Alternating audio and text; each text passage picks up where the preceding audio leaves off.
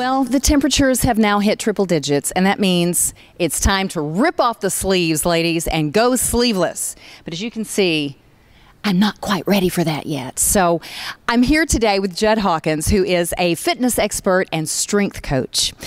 I want to find out if it's too late for us to get those flabby upper arms in business for summer. How about it, Judd? Is it too late? Well, my philosophy is if you got out of bed in the morning, then it's never too late. So it's not going to happen in a day. It's not going to happen in a week. But the sooner that you get started doing strength training and toning exercises for your arms, the sooner they're going to become toned and look like you want them to look. What does toned mean exactly? I hear that word thrown about. I've used it myself, but what does it really mean? You know, it's funny that you asked that because I use that term because people identify with it. But in essence, there really is no definition for muscle toning. Muscle does not get softer or harder. It doesn't get longer or shorter. It gets bigger, it gets smaller, or it stays the same size.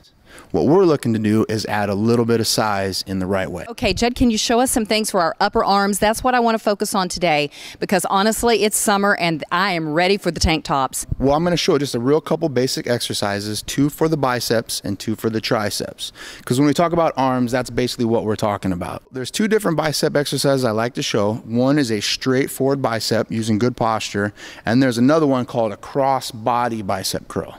It just changes the angle of the bicep muscle, changes the head rotation of it, and just, you know, gets a little bit different work. For the triceps, I like to do 2 different exercises. One is an overhead tricep using 2 hands, but can also be done with 1. And the other is a tricep kick back. All right, so a bicep curl, real simple. If you have a kettlebell or a dumbbell, you're gonna first tighten up your core. A lot of times when we do things with our arms, shoulders, biceps, whatever, we forget about posture and we need to bring that into it. So you're gonna tighten your core with your knees slightly bent. The next thing we wanna concentrate on is using a full range of motion. So we don't want a bicep curl in this range here because we're not strengthening the entire muscle. So you're gonna start all the way down in your hip pocket and you're gonna very slowly, while maintaining your posture, lift it all the way up to your chin. But getting back to the posture, we got our knees bent. We're squeezing that core nice and tight. You know, I always tell people, you know, like you're getting ready to take a punch. So even though we don't do that, right? And then we're gonna lower that kettlebell back behind your head, okay? Almost till it touches your back.